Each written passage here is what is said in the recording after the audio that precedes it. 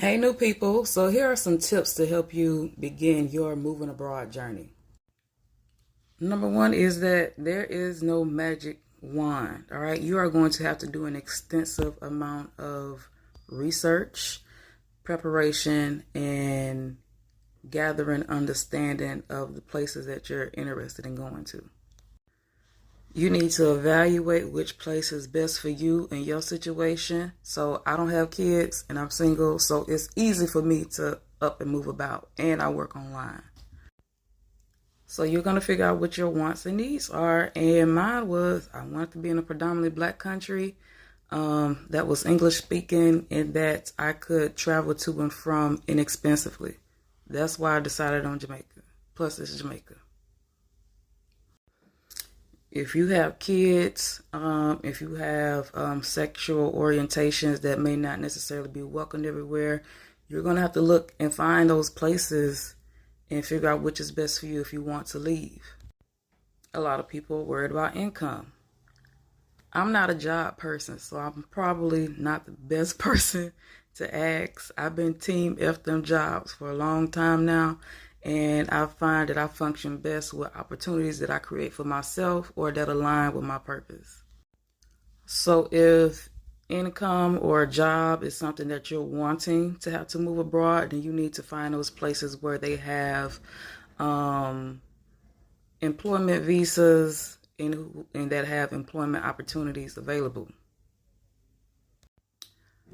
I also want people to understand that there is no utopia on this earth that's going to be perfect and just be check every single box desire of yours.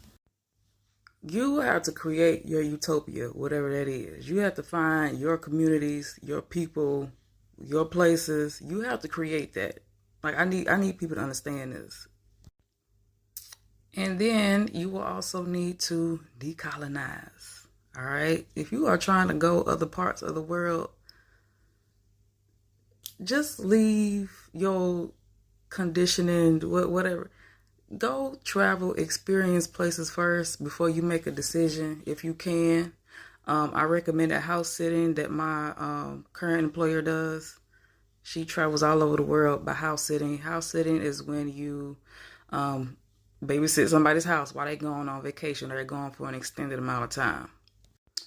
Learn how to immerse yourself properly and don't go over here getting on these people's nerves. Don't go over there telling them Mocha Mazel told you to come and you can do whatever. That ain't what I said. Find community, do your research, you'll be fine. You will probably hear me say this a million times, but I have never felt more unsafe, more disrespected, more disregarded, completely unsettled as I felt living in the US. Now, nowhere else is perfect. Of course, everywhere, no matter where you move, it's gonna have its own issues. But what I can tell you is that the level of hate and disregard and racism and discrimination, all of the negative things that I've experienced in the US, when you go to other places, those things may or may not be present, but I can promise you that 9 times out of 10, they're not to the magnitude of what we experience in the US. So it is normal to feel scared. It's normal to feel nervous about moving somewhere, especially if you've never been there before. But at the same time, the US prepares you for anything. So if you can make it there, you can make it somewhere else. Ready with me while I tell you all of the things I wish I knew before moving to London as an American. 1, if you get FOMO, you are going to be miserable. London is by far the busiest city I've ever lived in, and I've lived in LA, DC, Texas, Austin, because it doesn't really count, but still. There is literally always something going on, and it's always a big deal. It's always super cool and once in a lifetime experience. And if you get FOMO, you're not going to be able to say no. Me especially, because I have a mentality that I'm here for a set amount of time and I'm probably eventually going to go back to America. So I want to take advantage of every opportunity afforded to me. 2, it can get really, really lonely here, but not in the way that you're thinking.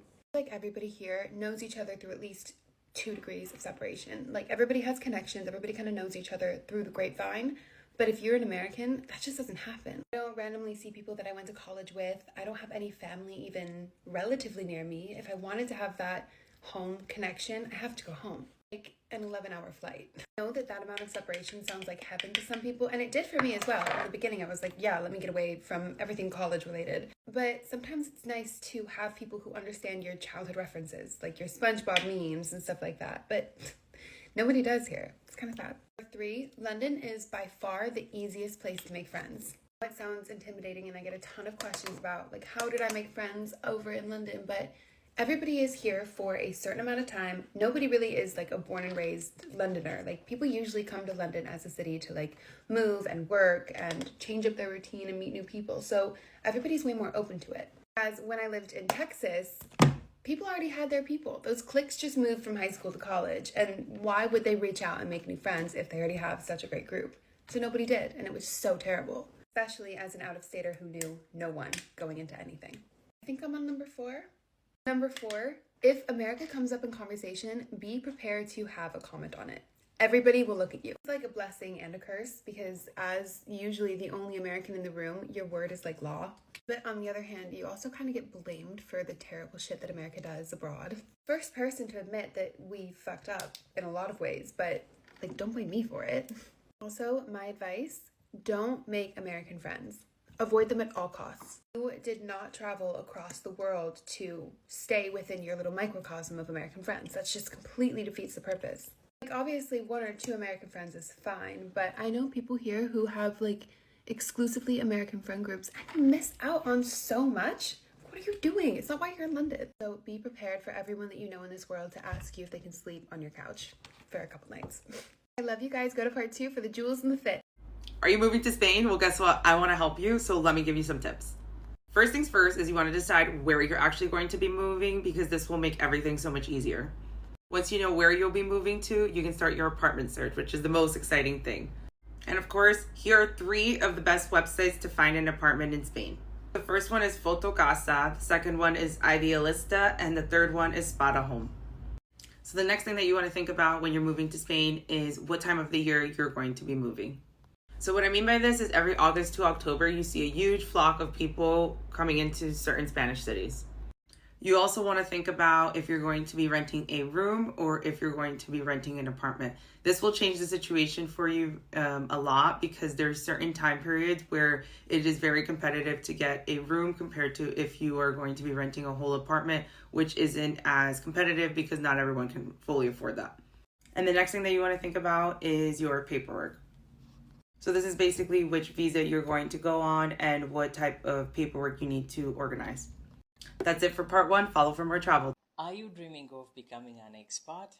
So many of us, sometimes right after you graduate, you think, yeah, I want to go to this country and make my dreams there. So today, I'm going to give you 3 tips that can help you start your expat life in any country of your choosing just right. Tip number 1, the first thing you should do is to make sure you make friends, okay? Don't be afraid to ask people you find there, or people that look friendly to you or that try to be your friends. So don't be afraid to ask. Make friends, and that's a great way how you can start your expat life, regardless of any country you choose to be your destination. Tip number 2, make new hobbies. This is one of my favorite. You can go ahead and start making new hobbies. Could be photography, could be starting something completely you've never done, like practicing art. These could be things, maybe even reading. Tip number 3, make sure that your goals or the purpose of being an expat is greater than anything else, because as you know, sometimes being an expat can be really difficult, especially in the beginning. You can become homesick. And if your purpose of coming to that destination is lesser than what you're currently feeling there, it could be a reason why sometimes other people might quit their expat life and go back to their home countries. So there you have the 3 tips as I've mentioned. Make sure you apply those if you're planning to become an expat in any country. Good luck.